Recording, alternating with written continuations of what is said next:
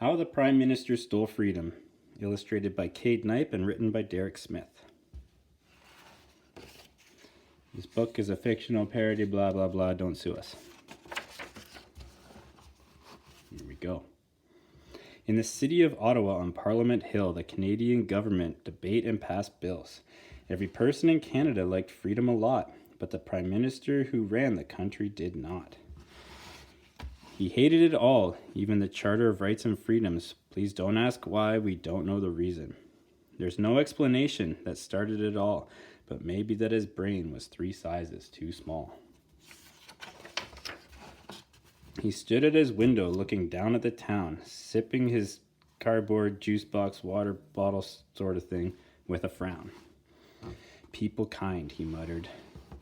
They think they are free, but they don't realize is they work for me. My accounts are in need of filling, and I have just that excuse that I need. A new virus is spreading, called COVID-19. It turns out the virus was spreading very quick, and the people were frightened and got very sick. The Prime Minister held a conference with every news station as he pitched his plan to the rest of the nation. We need to adapt a new set of rules. I will start by saying we are closing the schools. Speaking moistly spreads germs, and since that's the case, I will give you this mask to cover your face. Everything closes except big box stores. We really just need you all staying indoors. We need to keep everyone safe. This is not to be mean. Just stay in your house until we find a vaccine. The public obeyed and followed the rules till the government showed that they took them for fools. Some didn't wear masks during their conversations, and some even went on lavish vacations. For months, the feds handed out cash and donations, which triggered a bad thing called inflation. The Prime Minister continued on his spending spree until Big Pharma announced a new COVID vaccine. He assembled his cabinet in a secretive meeting, but his colleagues gave him an unwelcome greeting. Your leadership is tainted with elitist disgrace as you dance like a fool and dress up in blackface. Our polls are now dropping from lockdowns and fear. You need a new plan, and it needs to be clear. Everyone be calm, and please hear my pitch, for I am about to make all of you rich. Vaccines being announced, and now you'll see everyone in the country will listen to me. We've locked them down tight from each other for ages, and have carefully reduced their freedoms in stages. We'll tell them the science is right on our side. And to get their lives back, they'll simply comply. And how do you think our profits are driven? We own the patent for every jab given. And what do we do if they try to resist? We'll label them all racist misogynists. And when they get their shot and think this is done, we'll just shift the rules and up it by 1. We can say that it's mutated 3 times a year and push boosters annually and drive up the fear. The cabinet smiled as they all agreed that the Prime Minister's plan was sure to succeed. The government pushed mandates with all of their might as people labeled each other and began to fight. Protests on both sides as to which side was right. All hatred and division had no end in sight. Food prices shot up as wages stayed low and energy costs continued to grow. As housing bubbled, students couldn't make rent, so they continued to live their life in their parents' basement. As many people were fired or took daily swabs for refusing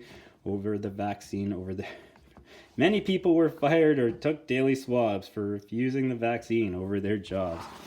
Until one day the tide started to turn, an assistant approached looking very concerned. Sir, the truckers are furious with mandates and rules. They claim that we are the ones that are the fools. They say that we ignore their requests and their rights, and that they will continue to protest with no end in sight.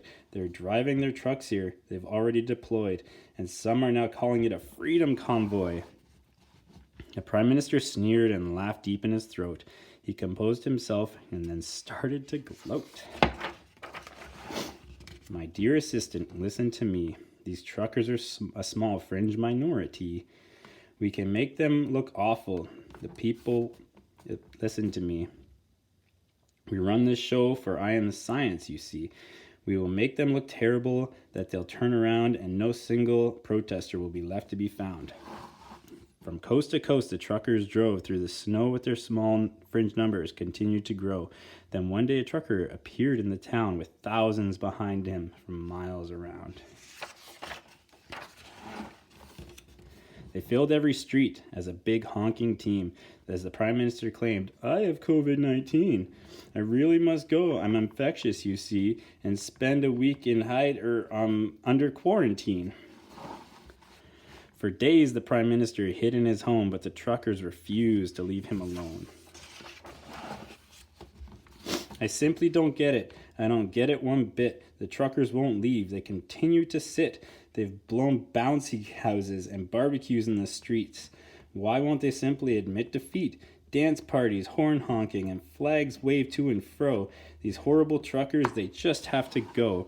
As the days went on, it continued to grow as the Prime Minister cursed them and said to go home. But the truckers refused. They continued to stand for everyone's rights to return to the land.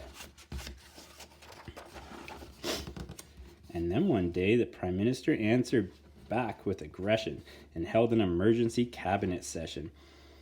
And if you asked the people in Parliament, they'd say that his brain shrunk 3 more sizes that day. The protests must stop. They make me look bad. So I am invoking the Emergencies Act.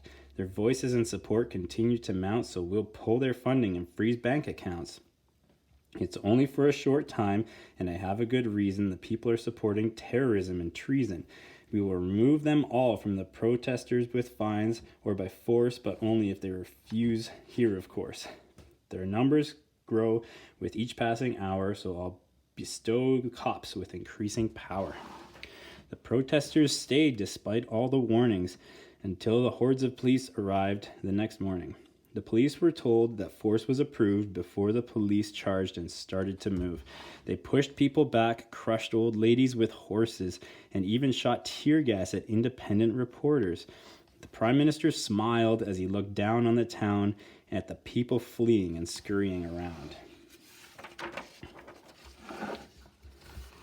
Their truck windows will be smashed and then towed away while we rack up impound charges and fines they can pay. And when this is done, the people will know that I am their freedom and I'm in control. The truckers all left on foot or in cuffs as the police came in and took all their stuff. The Prime Minister was sure his plan would succeed. That is, until Parliament began to proceed. The Prime Minister sat with a smug look on his face until the opposition stood up and put him in his place. Mr. Prime Minister, listen to me. Our country isn't a dictatorship, it's a democracy. You cannot silence people for being too proud or waving their flags or being too loud, for standing in support of their fellow man or telling them their freedom is going to be banned. So listen to me and make no mistake. Their freedom was something you simply can't take.